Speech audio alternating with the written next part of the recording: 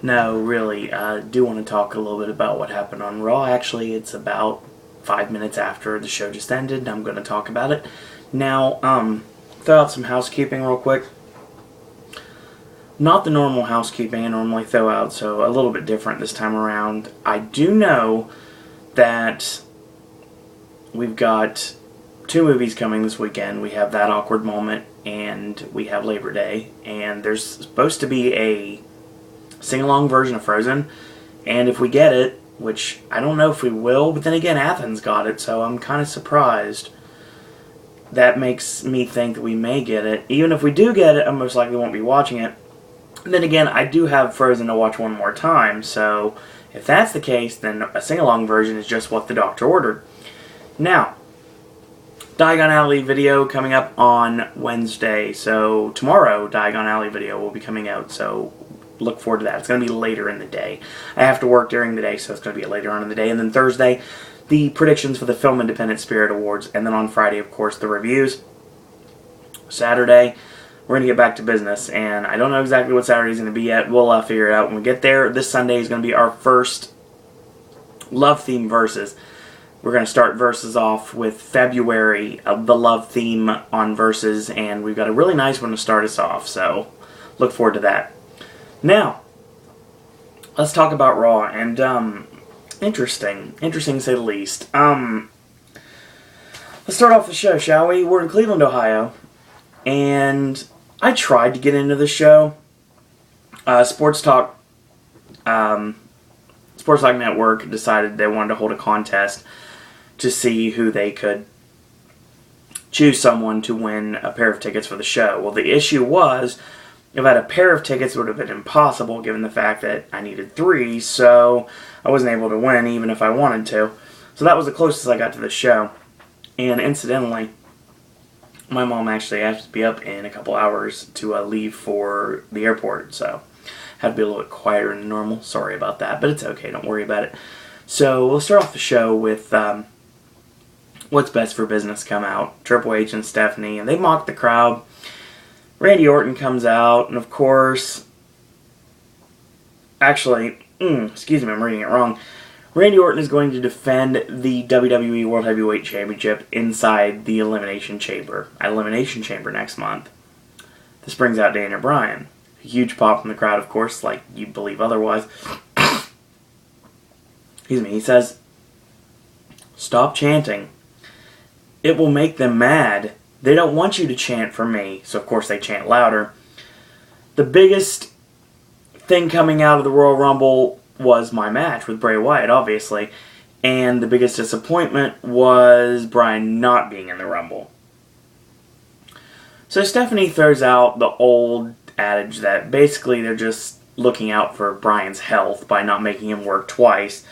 Well, they are pretty much shut up completely because Bryan says, now you want to care about what happened to me? I've seen all the handicap matches that he's been put in the time that he's been fighting with What's Best for Business.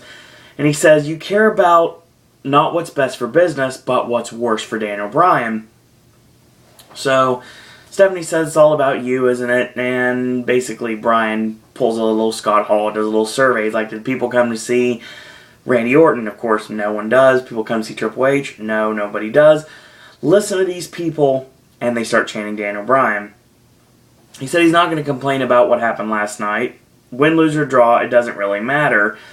But he kind of says Stephanie to pretty much step aside and says, we shouldn't leave this ring until I get what I want. So they have a stare down. And Triple H says, well, it's funny that you mentioned we're the only ones in the ring because you've got company. The Shield come out. Rollins trips over the barricade, which gets caught for a split second. Bryan smartly grabs a steel chair to fight him off, and he gets overwhelmed. Sheamus comes in for the save, which I would think would be CM Punk, not Sheamus, and the final person that runs out is John Cena. All the heels get tossed over the top, and that sets up our proposed main event for the night, even though it hasn't been announced yet. So Interesting way to start off the show. Don't know why CM Punk wasn't on the show. The only thing I can think of is that Punk couldn't make the connection to Cleveland from Pittsburgh. But I doubt that's the case, but I'm going to give Punk the benefit of the doubt and say that's the reason why he wasn't on the show, because there was no reason he's not selling a beating from last night at the Rumble. So, who knows? Interesting. Punk didn't show up on the show. Big E Langston's on this show, and he's the Intercontinental Champion. So, look for him on SmackDown this week. With our first match of the evening, the most hated man in Pittsburgh, Pennsylvania, Rey Mysterio. Just kidding, but he did get booed out of the building because he wasn't Daniel Bryan. And Unikara taking on Jack Swagger and Antonio Cesaro, the Real Americans. Midway through this match, Jack is pretty much on the losing end of everything. Zeb just hauls off and slaps him, pulls a little Bobby Knight style coaching, and basically snaps him back into shape. And what does he do? He goes in and he hits a running knee in the corner and a big collegiate-style takedown on Unikara. Big shoulder block off the ropes, and we come back to live action for commercial break. And now we've got Cesaro's legal man with a back elbow on Sin Cara and a forearm tagging to Swagger, whip in, caught with a satellite into a DDT on Jack Swagger, tagged back into Cesaro. He tries to backdrop him, and he lands on the floor. So Cesaro pulls Mysterio off the apron before Sin Cara makes the tag. And there's a waist lock and a forward roll on Cesaro, 1-2 and a kick out. Tilt-a-whirl, tosses him up into an over-the-shoulder power slam, 1-2 and a kick out. Nice maneuver from Cesaro there. And tagging a Swagger, and they double hip toss, double elevator down, 1-2 and a kick out. Swagger bomb, tag, and basically Cesaro goes for a splash. He misses, hits the buckle. Tagging a Ray, ducks the clothesline, satellite on Cesaro. Backdrop, Ray lands on the ring apron. Shoulder block in the midsection, goes up top, nails the seated senton, and the wheelbarrow bulldog, 1-2, and Cesaro kicks out. So there's the stiff kick in the face, and Swagger makes a save before the 3 count. So Sin Cara tosses Ray into the Rana, turn into the 619, and the Rana, of course, he lands on the middle rope, and 619.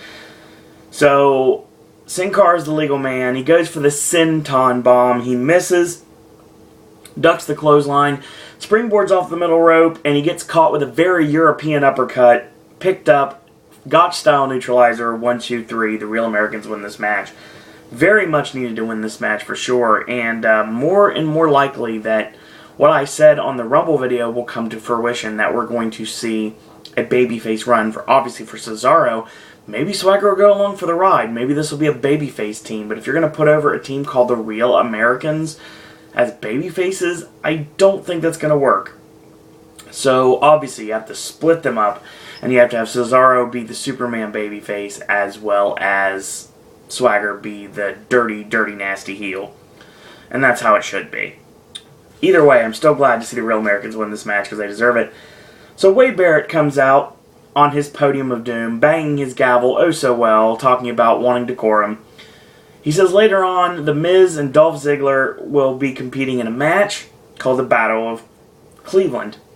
Obviously, playing up the fact that The Miz is from Cleveland, and Dolph Ziggler, even though his worked hometown is Hollywood, Florida, shout out to John, right, saying that, who is legitimately from Hollywood, Florida, Dolph is legitimately from Cleveland, Ohio. As a matter of fact, he is a standout. He was a standout at Kent State. So, basically, he says that's his bad news, and glad it's not the battle for Cleveland. It would have been 2 losers because Cleveland is exclusively full of losers. Hashtag BNB. I love Wade Barrett. I do. I like the Bad News Barrett gimmick, but I really wish he could wrestle more because I like Wade Barrett as a wrestler. So, who knows where we're going with this. There's a lot of directions you could go, but hopefully it'll lead towards a renewed push for Wade Barrett.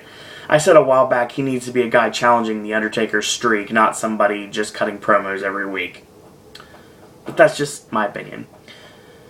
So Fandango comes out with the gorgeous Summer Rae and gets a nice pop from the crowd facing R-Truth. Fandango needed to win this match, like, extremely bad, given the fact that he got completely embarrassed.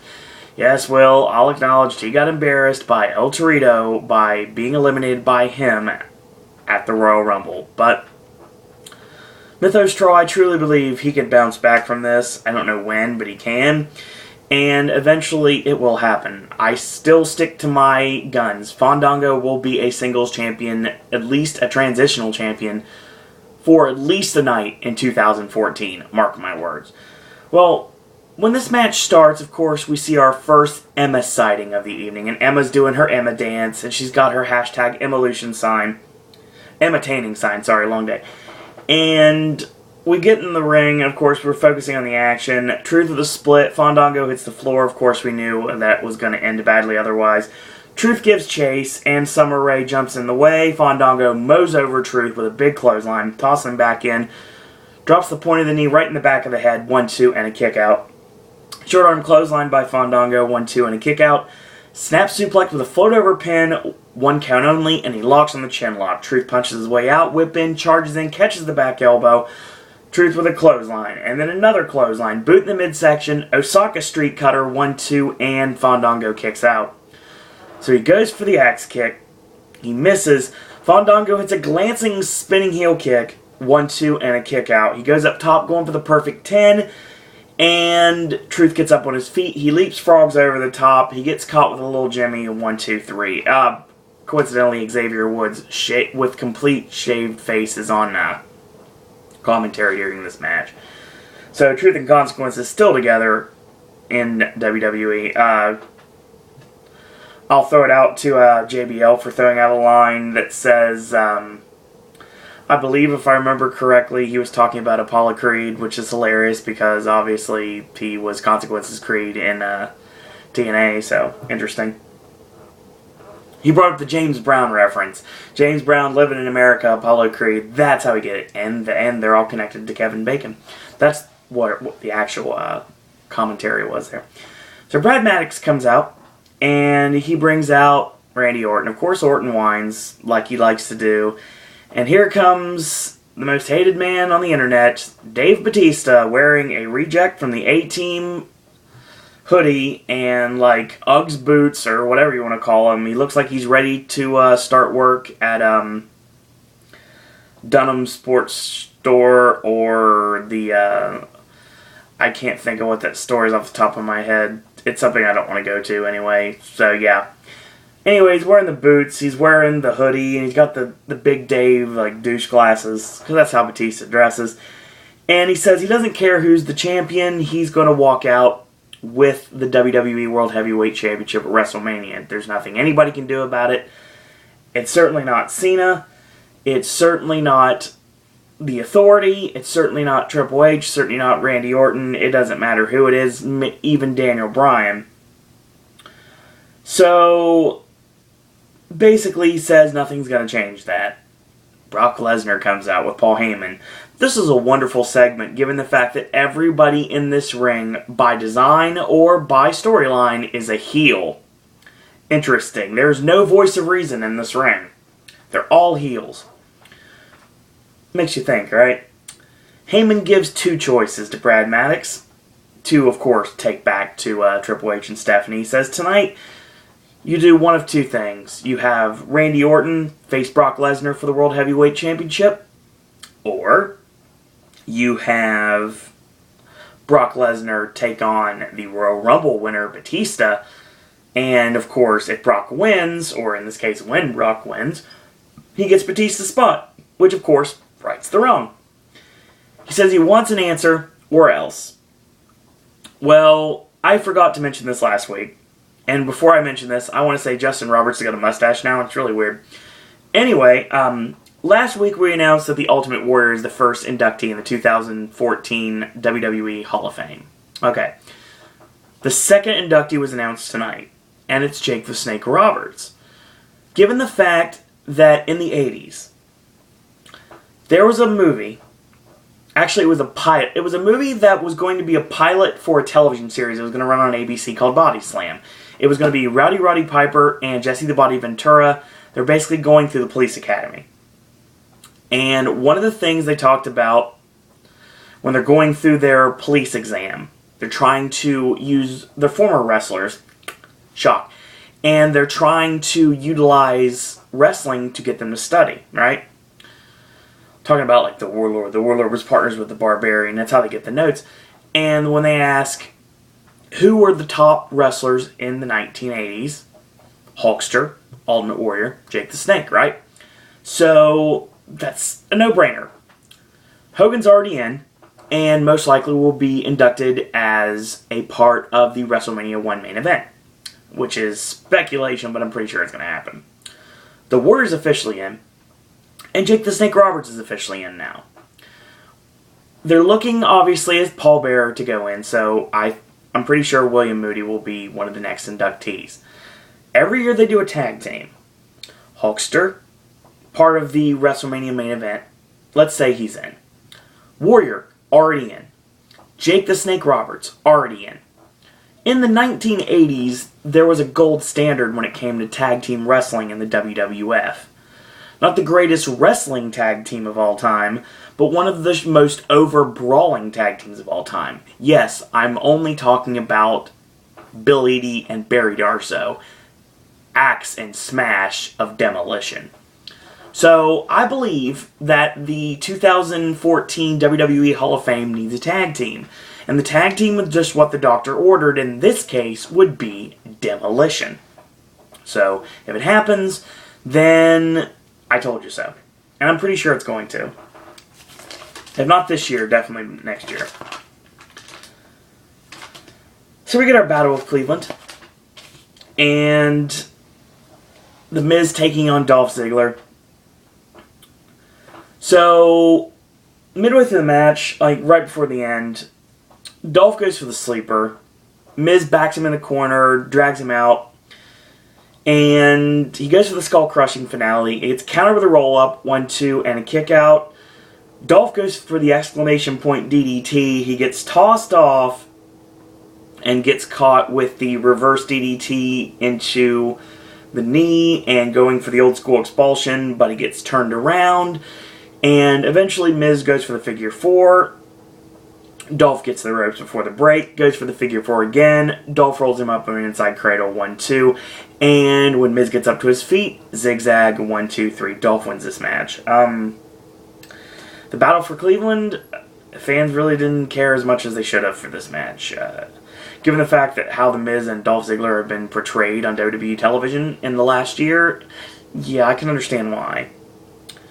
Speaking of portrayed in the last year, the Nexus Relocation Program, Curtis Axel and Ryback taking on Jimmy and Jey Uso.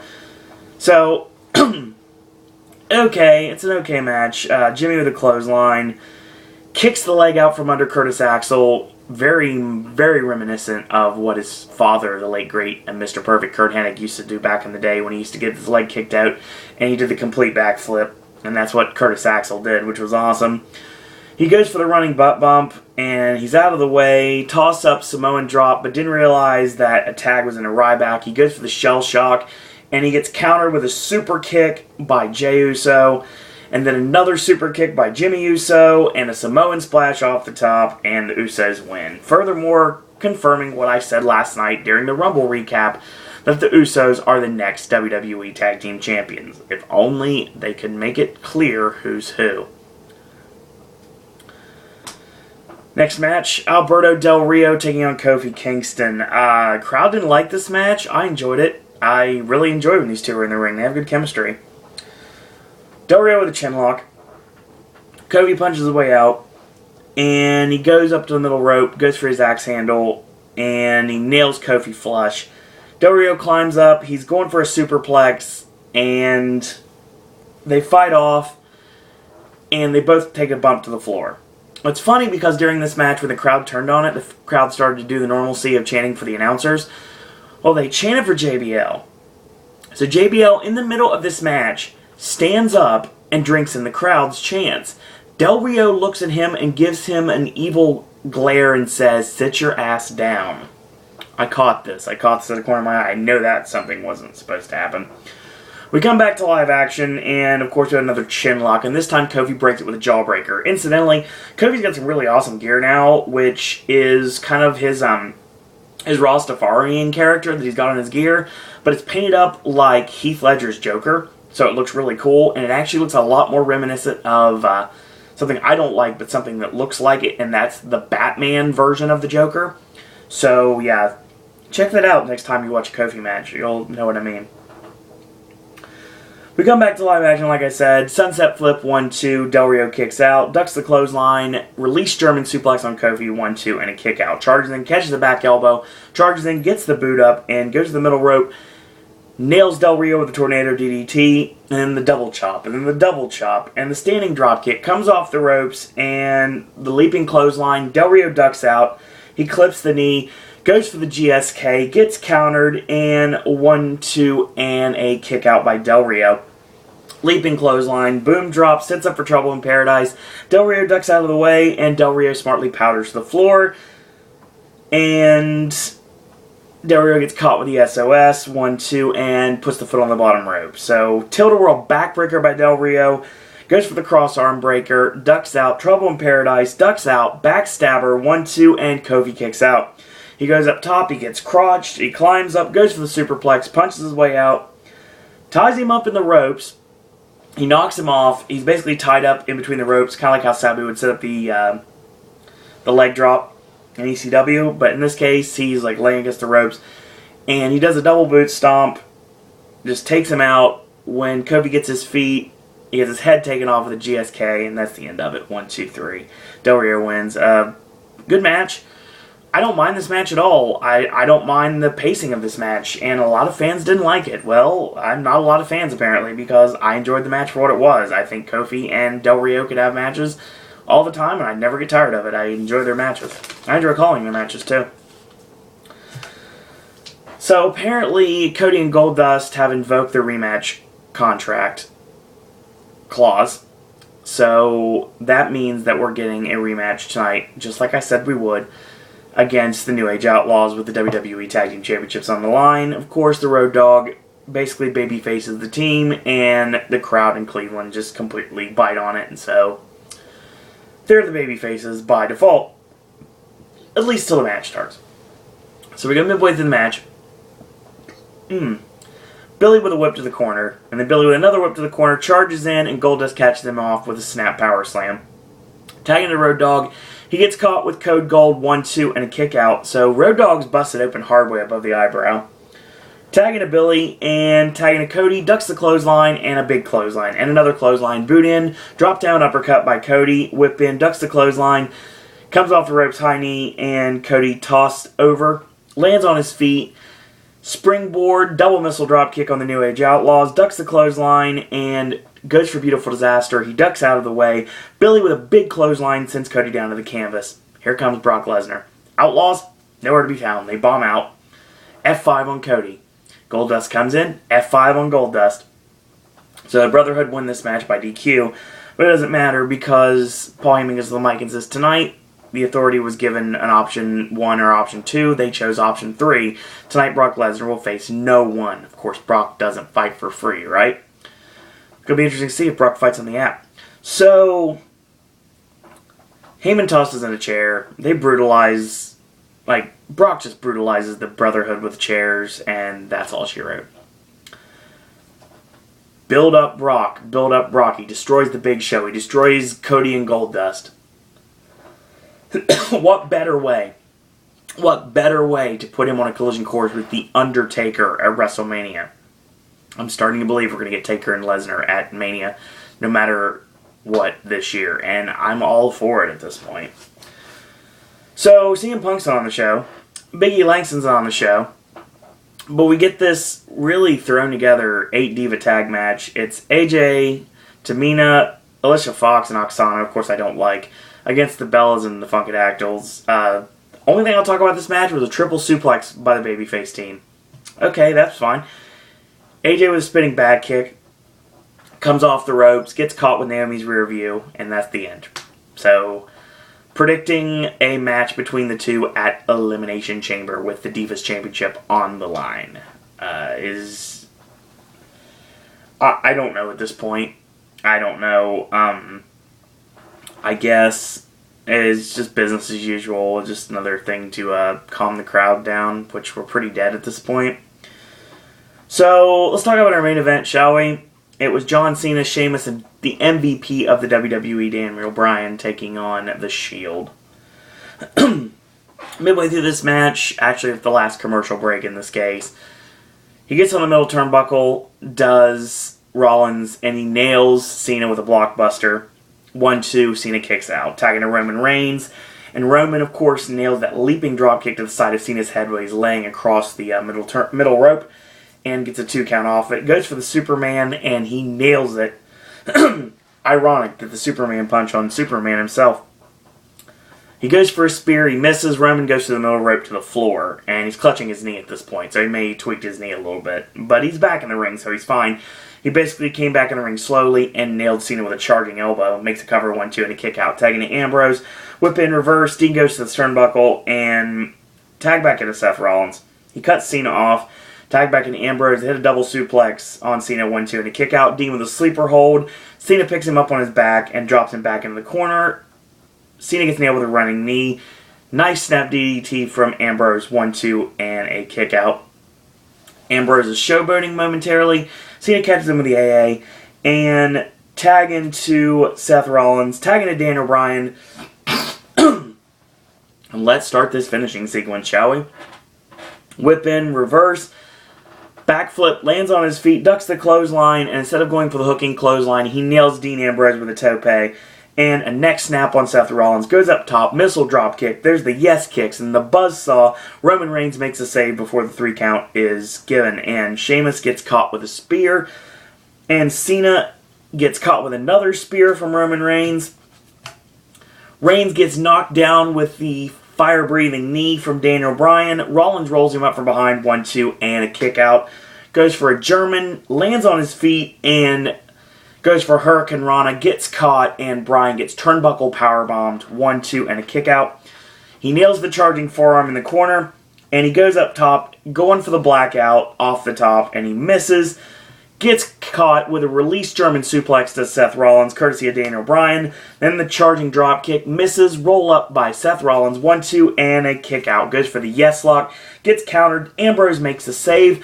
Ambrose gets mowed over with a brogue kick by Sheamus. And then finishers galore, of course. The springboard knee strike off the top by Seth Rollins on Sheamus takes him down. So